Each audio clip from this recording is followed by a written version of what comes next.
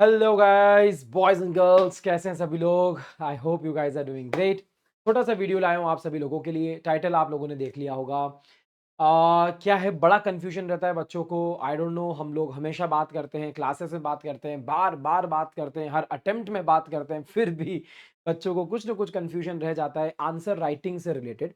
मैंने सोचा एक छोटा सा मैं ये वीडियो लाता हूँ आप लोगों के लिए, जहां पर क्रिस्प में आपको सिर्फ ये बताने वाला हूँ, ठीक है, कि यहाँ पर आंसर राइटिंग में आप किस तरीके से अपने बिजनेस लॉ के पेपर को और बेहतर बना सकते हो। तो कुछ टिप्स और कुछ ट्रिक्स मैं लेकर आया हूं आप लोगों के लिए। और आपको पता है, दिस इज सीजे और ये है कानून का जुनून। करेक्ट। चलिए, तो अब मेरी भी बात सुनेगा। क्या है ना कि केस स्टडी बेस्ड क्वेश्चन में सबसे ज्यादा प्रॉब्लम आती है आप लोगों को। Correct. Case study based question में आपको ऐसा कोई खतरनाक फॉर्मेट इंस्टीट्यूट ने प्रोवाइड नहीं किया है, कि ऐसी कोई गाइडलाइन नहीं है कि यार आपको यही फॉलो करना है, ऐसे ही आपको आंसर लिखना पड़ेगा। हमेशा आप स्टूडेंट तो हो, बट आपको सोचना है एग्जामिनर के पॉइंट ऑफ व्यू से, कि यार एग्जामिनर जो चेकर है, जो आपकी कॉपीज को चेक कर रहा है, उसकी जिंदगी आपको सिंपल बनानी है, इजी बनानी है। आपकी कॉपी देखकर उसके चेहरे पे स्माइल आना चाहिए बेटा, है ना। अच्छी हैंडराइटिंग होनी चाहिए, सफाई होनी चाहिए, वर्ड्स के बीच में स्पेसिंग एकदम बराबर होना चाहिए। देखो यार, अच्छी हैंडराइटिंग का मतलब ये नहीं है कि एकदम सुंदर मोती जड़े हुए होना चाहिए। नहीं नहीं नहीं नहीं नहीं। क्या है ना, एक नॉर्मल एवरेज हैंडराइटिंग को भी प्रेजेंट अच्छे से किया जा सकता है। जैसे मैं अगर सभी शब्दों को दूर दूर लिखूं, तो मैं अपना आंसर को और बेहतर बना सकता हूं। करेक्ट। ऐसी कुछ चीजें हैं जो एग्जामिनर का माहौल सेट करती है। उसके हाथ में जब आंसर शीट आती है, वो कहता है गुड, नाइस, चलो अच्छा लिखा है इसने, हाँ यार बढ़िया, यार बढ़िया, है ना। हमें वो चीजें करनी है। तो सबसे पहले मैं आपको कुछ केस स्टडी बेस्ड क्वेश्चन का आंसर कैसे लिखना है, हम जो कॉपीज देखते हैं उसके हिसाब से हमने जो सोचा है कि ऐसा होना चाहिए, ठीक है, this is the preferred effective way of writing your answer in business law. Okay. उसके पहले कुछ बेसिक इंस्ट्रक्शंस मैं आप लोगों को देना चाहता हूं। देखो यार, आपका धर्म यह है कि सबसे पहले आपको क्वेश्चन को बहुत केयरफुली पढ़ना है। कुछ शब्द है जैसे बच्चे मिस कर जाते हैं। नॉट, नॉट शब्द पढ़ा ही नहीं, हो गया बाहर। एमसीक्यू में बहुत ज्यादा होता है, बिजनेस लॉ में भी ऐसा क्या होता है कि आपने ढंग से प्रोविजन की जो रिक्वायरमेंट है वो नहीं पढ़ी। क्वेश्चन पूछना क्या चाहता है, understand the ask of the question, यानी कि वो पूछना क्या चाहता है। ठीक है, पहली बात उसको ढंग से पढ़ो। दूसरी बात, ढंग से जब पढ़ोगे ना, ऐसा पॉसिबल है कि क्वेश्चन कभी कभी ना आपको हिंट देता है। देखो, फाउंडेशन में सबसे अच्छी बात यह है कि आपको एक्ट का नाम तो लिखा हुआ मिल जाएगा। भैया वो पूछेगा आपसे as per the contract act, Indian contract act, as per the sales of goods act, आपसे बोलेगा कि इन प्रोविजन के, इन एक्ट के हिसाब से आप जवाब दीजिए। पर कभी कभी क्या होता है ना, कि आपसे डायरेक्टली वो प्रोविजन का नाम भी मेंशन कर देता है। बहुत रेयरली ऐसा होता है, बट अगर है तो क्वेश्चन को ढंग से पढ़ना। कभी कभी वो कीवर्ड्स होते हैं ना, वो क्वेश्चन के अंदर ऑलरेडी रहते हैं, ठीक है। तो आपको उनको भी देखना पड़ेगा। जैसे डॉक्ट्राइन ऑफ अल्ट्रा वायस चल रहा है, डॉक्ट्राइन ऑफ इंडोर मैनेजमेंट चल रहा है, करेक्ट। आपसे कुछ ना कुछ क्वेश्चन आपको हिंट देगा कि आपको कौन सी डॉक्ट्राइन यहां पर अप्लाई करनी है, वो आपको ढंग से पढ़ना पड़ेगा। मैंने क्लासेस में बताया आप लोगों को, ठीक है। Last line of the question is very important. आप क्या कर सकते हो, लास्ट लाइन को आप यूज कर सकते हो अच्छे से। क्या है लास्ट लाइन से मतलब, उसकी एक दो लाइन, क्वेश्चन जो ये पूछना चाह रहा है ना, वो लास्ट में लिखा हुआ रहता है, उसकी लैंग्वेज बढ़िया अच्छी रहती है। हमें क्या करना है ना, बड़े स्मार्टली हमको उस लाइन को यूज करना है, और जब हम आंसर लिखेंगे ना, उसी लाइन के यूज करके हम अपना कंक्लूजन क्रिएट करेंगे, है ना। जरूरी नहीं है, मैं अभी कह रहा हूं कि सभी क्वेश्चन में लास्ट लाइन में आपको वो चीज मिले। ये कुछ तरीके हैं जहां आप एज पर द रिक्वायरमेंट आप इनको यूज कर सकते हैं, ठीक है। अगला, जब आप आंसर लिख रहे हैं, कृपया करके आप कोशिश करिए कि आप अंडरलाइन करें इंपॉर्टेंट कीवर्ड्स को।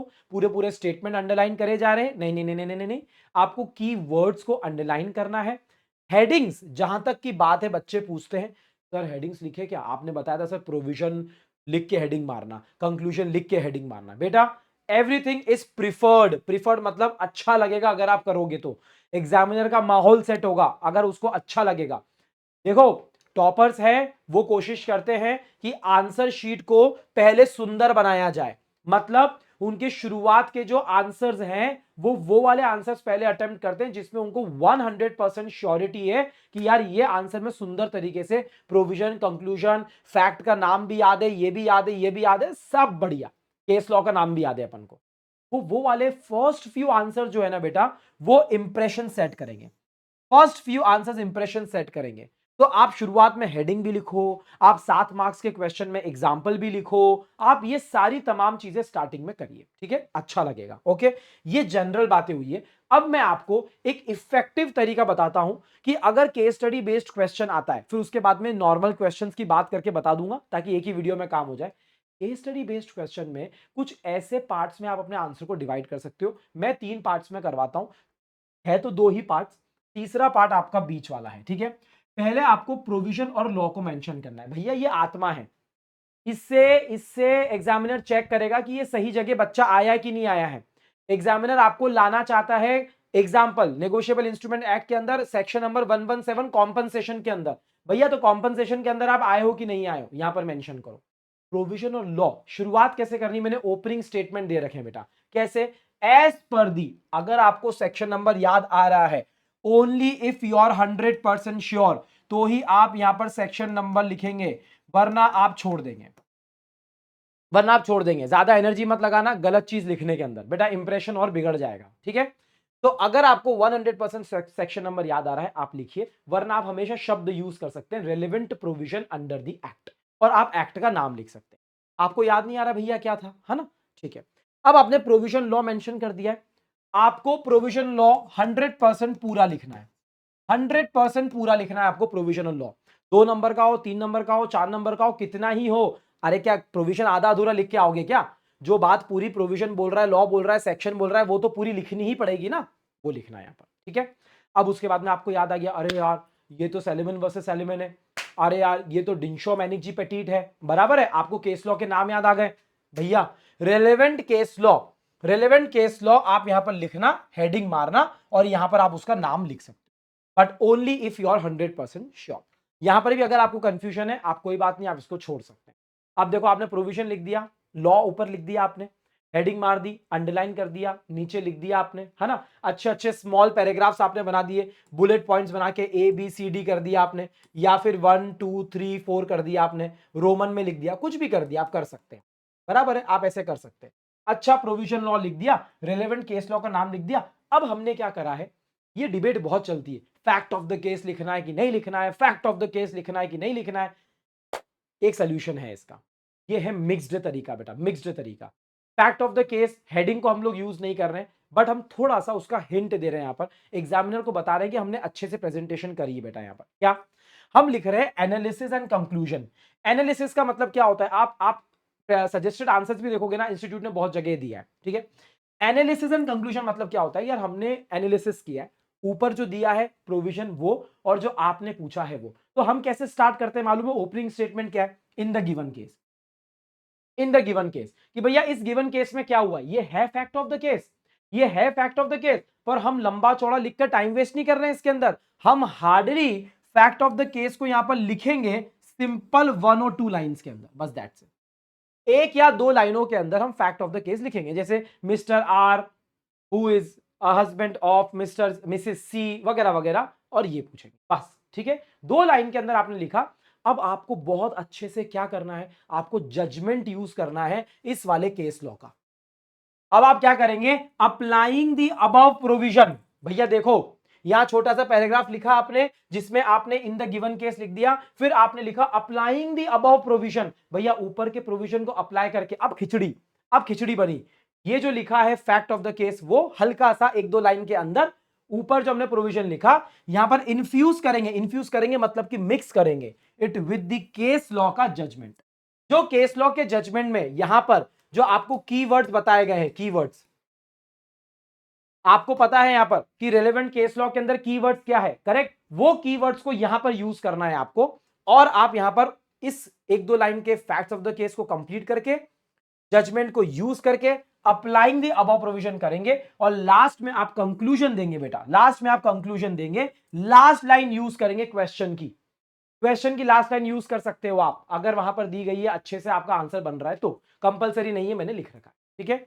ये केस स्टडी आंसर लिखने का अच्छा तरीका है, एकदम बेस्ट तरीका है, आप इसको यूज कर सकते हैं। मैंने ऊपर लिखा है बेटा प्रिफर्ड, आप जिस टीचर का फॉलो कर रहे हो आप बिंदास कर सकते हो, आपको ये सुनना है तो आप सुन सकते हो बेटा, सजेस्टेड आंसर्स वगैरह वगैरह बहुत सारी चीजें देख के आपको बता रहे हैं, ये एकदम सुंदर और किफायती तरीका है, यानी कि टाइम वेस्ट नहीं होगा। बिजनेस लॉ का पेपर छूट जाता है। बच्चे फैक्ट ऑफ द केस लिखने में इतना टाइम वेस्ट कर देते हैं कि भैया निपट गए। अरे इतना नहीं लिखना है, या एक दो लाइन के अंदर हिंट देनी है, बस एक दो लाइन के अंदर हिंट देनी है कि भैया क्वेश्चन में ये पूछा गया है बस, और हम उस प्रोविजन को अप्लाई कर रहे हैं। ये ओपनिंग स्टेटमेंट्स बहुत इंपॉर्टेंट है, ठीक है। As per the relevant case, in the given case, applying the above provision, और लास्ट में आपका कंक्लूजन आएगा 2-3 लाइन के अंदर, एंड दैट्स।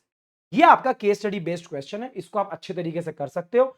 अब मैं आपको कुछ अलग टाइप के क्वेश्चन जो आते हैं उनसे रिलेटेड भी बात कर देता हूं। कुछ दूसरी टिप्स मैं आपको देना चाहता हूं आंसर राइटिंग के लिए, वो यहां पर दी गई है। देखो भैया, अगर क्वेश्चन लेसर मार्क्स के लिए है 2, 3, ऐसा ऐसा कुछ है ना, 2, 3 वगैरह वगैरह वगैरह, चुपचाप प्रोविजन लिखना, चुपचाप प्रोविजन लिखना और उसको कंक्लूड कर देना, है ना, उसको कंक्लूड कर देना। प्रोविजन लिख के कंक्लूजन लिख के खत्म करना। 2 मार्क्स के लिए क्या एग्जांपल हो, 2 मार्क्स के लिए क्या fact of the case.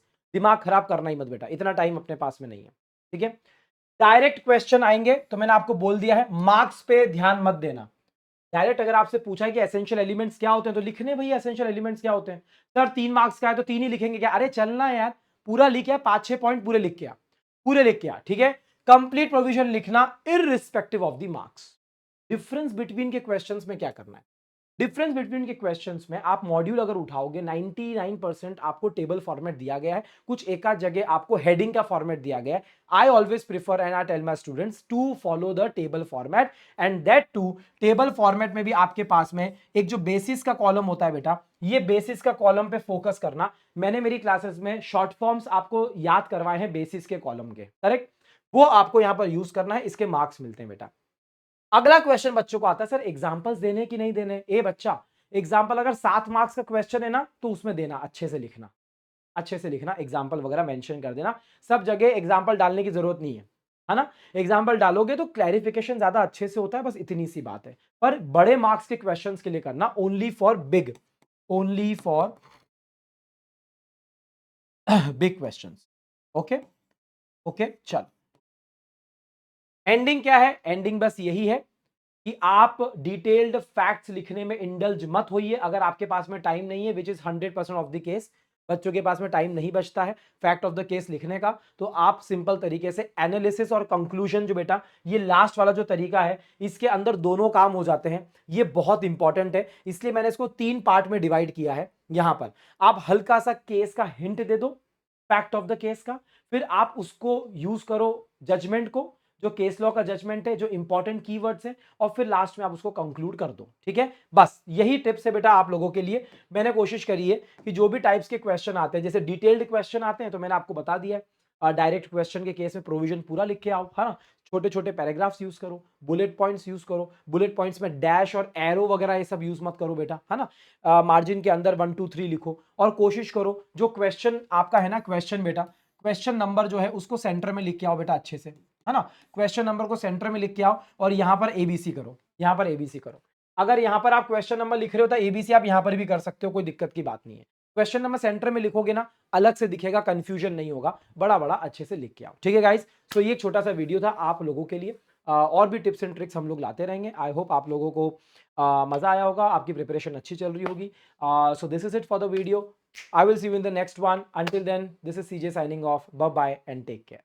Bye guys. Thank you everyone.